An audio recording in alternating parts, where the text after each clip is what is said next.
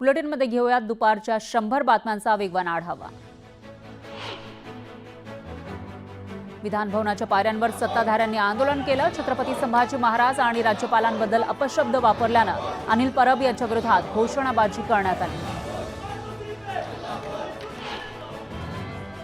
अनिल परबांनी संभाजी महाराजांचा अवमान केला, त्यांनी सभागृहात माफी मागावी।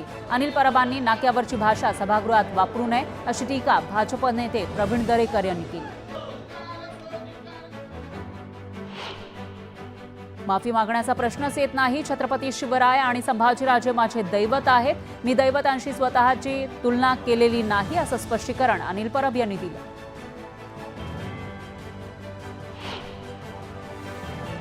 विधानभवनाच्या पायऱ्यांवर विरोधकांनी आंदोलन केलं। महिला अत्याचाराविरोधात विरोधकांनी जोरदार घोषणाबाजी केली।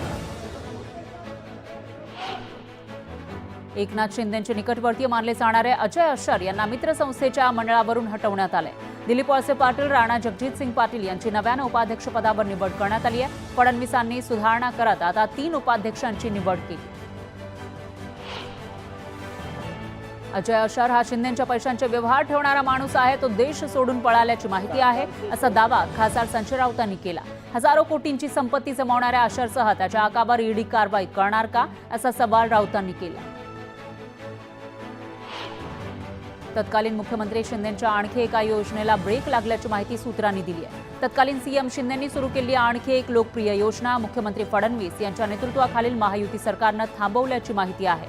ऑगस्ट 2024 मध्ये जाहीर केलेली मुख्यमंत्री योजना दूत ही योजना निधी अभावी राज्य सरकारनं थंड बस्त्यात टाकल्याची माहिती आहे। विधान परिषदेच्या 5 जागांसाठी पोटनिवडणूक होणार आहे। 5 रिक्त जागांमधील 1 जागा अजित पवारांच्या राष्ट्रवादीला मिळणार आहे। या एका जागेसाठी प्रवक्ते आनंद परांजपे आणि माजी आमदार झिशान सिद्दीकी यांची नावं प्रामुख्यानं चर्चेत आहे। सतीश भोसले उर्फ खोक्याचा एक नवीन कारनामा समोर आला आहे। शिरूरच्या कालिका देवी विद्यालयामध्ये सतीश भोसलेनं जाहीर कार्यक्रमात विद्यार्थ्यांना हातपाय मोडून टाकण्याची धमकी दिली होती। विशेष म्हणजे या कार्यक्रमात विद्यालयाचे प्राचार्य सुद्धा उपस्थित होते। संतोष देशमुख हत्या प्रकरणात ज्या 5 गोपनीय साक्षीदारांचे जबाब महत्त्वाचे ठरले ते जबाब न्यूज 18 लोकमतच्या हाती लागले, ज्यामध्ये संतोष देशमुख यांच्या हत्येचा कट कसा, कुठे आणि कधी रचला हे स्पष्ट झालंय।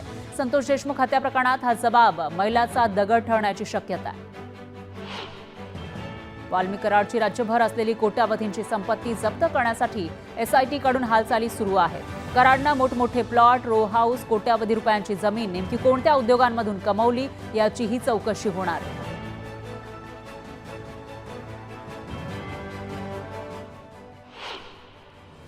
यानंतर एक ब्रेकिंग न्यूज आहे। बीडच्या शिरूर इथल्या सतीश भोसलेचे उर्फ खोक्या भाईचा नवा कारनामा समोर आलाय। कालिका देवी विद्यालयातला भोसलेचा एक व्हिडिओ समोर आला आहे, ज्यामध्ये तो विद्यार्थ्यांना हातपाय तोडण्याची धमकी देत असल्याचं दिसतंय। तर माझ्यावर खूप साऱ्या केसेस आहेत, आणखी केस वाढल्या तर काही फरक पडत नाही असं तो विद्यार्थ्यांना सांगतोय। शाळेमध्ये विद्यार्थ्यांना धमकी देत असताना शाळेचे प्राचार्य आणि शिक्षक सुद्धा उपस्थित होते। दरम्यान शिक्षकांनी अशा व्यक्तीला विद्यार्थ्यांना मार्गदर्शन करायला कसं बोलावलं असा प्रश्न या निमित्तानं उपस्थित होतोय। आणि याविषयी अधिक माहितीसाठी आपले प्रतिनिधी सुरेश जाधव हे आपल्या सोबत जोडले गेले आहेत। सुरेश, काय सांगाल? हा खोक्या एका व्यक्तीला अमानुष मारहाण करत होता, त्याचबरोबर विद्यार्थ्यांना मारहाण करताना त्यांना धमकी देत असल्याचंही दिसतंय। नेमका काय प्रकार आहे हा? खोक्या भाई उर्फ सतीश भोसले हा जो आहे तो त्या परिसरामध्ये स्वतःला सामाजिक कार्यकर्ता म्हणून घेत होता आणि त्यांनी या अगोदर देखील काही शाळांमध्ये जाऊन जो व्हिडिओ आपण समोर पाहतो स्क्रीनवरती, त्यामध्ये विद्यार्थ्यांना तुम्ही जर मुलींची जर छेड काढली तर मी शिक्षकांना सांगणार नाही, मी स्वतः तुमचे हातपाय मोडेल, अशा पद्धतीची धमकी दिली आहे। आणि विशेष म्हणजे यामध्ये जर आपण बघितलं तर त्याचा एक कारनामा समोर येत असताना अशा पद्धतीने शिक्षकांनी ज्याचं क्रिमिनल बॅकग्राऊंड आहे, ज्याची गुन्हेगारी पार्श्वभूमी आहे, अशा व्यक्तीला नेमकं शाळेमध्ये मार्गदर्शन करण्यासाठी काय बोलवलं होतं आणि का बोलवलं होतं यासह अनेक प्रश्न उपस्थित होत आहेत। त्यामुळे एकंदरीतच हा जो खोक्याबाई आहे, ज्या पद्धतीने जाहीररित्या हातपाय मोडण्याची भाषा बोलतोय, माझ्यावरती 1-2 गुन्हे झाले तरी हरकत नाही अशा पद्धतीने बोलतोय, त्यामुळे त्याची गुन्हेगारीची मजल किती होती हे देखील यामधून स्पष्ट दिसतंय। विशेष म्हणजे एक ना अनेक असे कारनामे आता समोर यायला लागले, त्याच्या संदर्भातले व्हिडिओ देखील समोर यायला लागलेत। त्यामुळं या अशा गुंडांच्या बाबतीमध्ये कारवाई कधी होणार यात अनेक प्रश्न उपस्थित आहेत। काल 24 तासामध्ये 2 गुन्हे दाखल करण्यात आलेले, आणखी देखील गुन्हा दाखल होण्याची शक्यता आहे। सुरेश, एकूणच असं म्हणता येईल की काय आदर्श विद्यार्थ्यांसमोर ठेवायचा होता असा सवाल आहे. धन्यवाद. तुम्ही काल की छत्रपती संभाजी महाराजांचा धर्म बदलण्यासाठी छळ केला गेला. छत्रपती संभाजी महाराजांचा छळ धर्म बदलण्यासाठी केला आणि आमचा पक्ष बदलण्यासाठी केला. याच्यात चुकीचं काय बोललो? याच्यात चुकीचं काय बोललो? आणि तरी देखील आपल्याला वाटत असेल की मी काय चुकीचं बोललो असेल तर तो आपला अधिकार आहे, पण या सभागृहातल्या एका सदस्याने आपल्या कुत्र्याचं नाव शंभू ठेवलंय. घ्या त्याची माफी. पहिले शंभू नाव ठेवलंय या गुढीपाडव्याला, त्याची माफी मागणार काय? कोरटकर सोलापूरकरांचा विचार हा विषय बाजूला काढावा म्हणून हा विषय आलाय. पण तरी पण मी आपल्याला अधिकार देतो. माझ्या शब्दावरती जर काय आक्षेप असेल तर आपल्याला अधिकार आहे तो शब्द काढून टाकावा. दुसरा विषय असा आहे की मी राज्यपालांचं अभिभाषण हे पिजन होल मधनं, त्याचं नाव आहे श्रीकांत भारतीय, त्यांचं ट्विट आहे माझ्याकडे. घ्या ट्विट आला समोर आहे. तुमचं नाव आहे, तुम्ही माफी मागितली आहे. मी तुमच्याकडे माफीचं ट्विट पाठवतो. अरे शेम, हे लोक काय? सभापती महोदय ही बोला आता. आपण असं सदस्यांना चितावणी देऊ नका. अनिल परब, आपण अशी सदस्यांना चितावणी देऊन सभागृहाचं वातावरण दूषित करू नका. आपण आपलं मत मांडा आणि अशा पद्धतीनं आपलं मत व्यक्त करत असताना अशा वातावरणामध्ये, अशा परिस्थितीमध्ये असं बोलणं योग्य होणार नाही. आणि म्हणून सभागृहाचं कामकाज चालवत असताना मी जे निर्देश दिले, राज्यपालाच्या अभिभाषणावरती मी जो काही शब्द वापरला की पिजन होलचा मराठी अर्थ मी वापरला. आता आपण मला शब्द सांगावा. पिजन होल मी 20 वर्ष या सभागृहात आहे. 20 वर्षात हा शब्द हा इथे रुळलेला आहे. त्याचा मी मराठीत केला. आपल्याला जर योग्य शब्द वाटत असेल तर तो शब्द टाका आणि माझा शब्द काढून टाका. याच्यापेक्षा वाईट काय? आणि त्यामुळे शंभू राजे हे माझं दैवत आहे. शंभू राजेंचा अपमान माझ्याकडनं आयुष्यात कधी होऊ शकत नाही. ते माझं दैवत आहे. यांनी तर राज्यपालांच्या अभिभाषणात शंभू राजेंचं नाव पण छापलेलं नाहीये. त्याच्यामुळे काय सांगतायत? माफी कशाला मागा? मी माझ्या सभागृहाच्या उच्च स्थानाला अधिकार दिलेला आहे. सभागृहाच्या सभापतींनी योग्य निर्णय घ्यावा आणि मला न्याय द्यावा. सभापती महोदय जागेवर बसा. प्रवीण नरेकर बोलतायत, जागेवर बसा. आपण या ठिकाणी मी अनिल परबांचा धिक्कार करतो. याचं कारण झाल्यानंतर सुद्धा आपण बोललेलं कसं योग्य आहे. ही मगरुरीचं हे आहे की शंभू राजा कुत्र्याचं नाव, पुन्हा त्या ठिकाणी पिजन बॉक्स कबुतराच्या भोकात गेलेल्याचं समर्थन. कुठलं सभापती महोदय सभागृह आहे? सभापती महोदय केलेल्याचं कुठलंही त्यांना त्या ठिकाणी वाटत नाही की आपण चुकीचं केलंय. आणि हे सभापती महोदय हे आम्ही खपवू घेणार नाही. आमची मागणी आहे, छत्रपती संभाजी महाराज यांच्या विषयी अपशब्द बोलल्यावर ते त्या ठिकाणी तुमच्यावर ढकलतायत प्रकरण की तुम्ही बघा काय तुलना केली. अहो तुमची लेवल आहे का? तुमची लायकी आहे का? अरे तुमची संभाजी महाराज लायकी आहे का? 15 मिनिटांसाठी तहकूब करण्यात येत आहे. मध्ये गदारोळ पाहायला मिळालेला आहे. अनिल परब यांनी काल जे वक्तव्य केलं होतं त्यावरून आणि सभागृहाचं कामकाज 15 मिनिटांसाठी तहकूब करण्यात आले.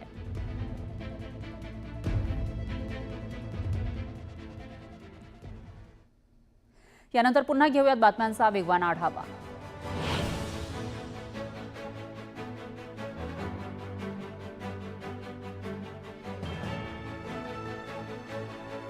मुंबई महापालिका निवडणुकीच्या पार्श्वभूमीवर मुंबईत पक्ष संघटना मजबूत करण्यासाठी शिवसेनेच्या वतीनं खासदार श्रीकांत शिंदे शिवसंवाद दौरा करणार आहेत। या दौऱ्यामध्ये मुंबईतील लोकसभानिहाय मतदारसंघातील पदाधिकारी आणि कार्यकर्त्यांशी ते संवाद साधणार आहेत।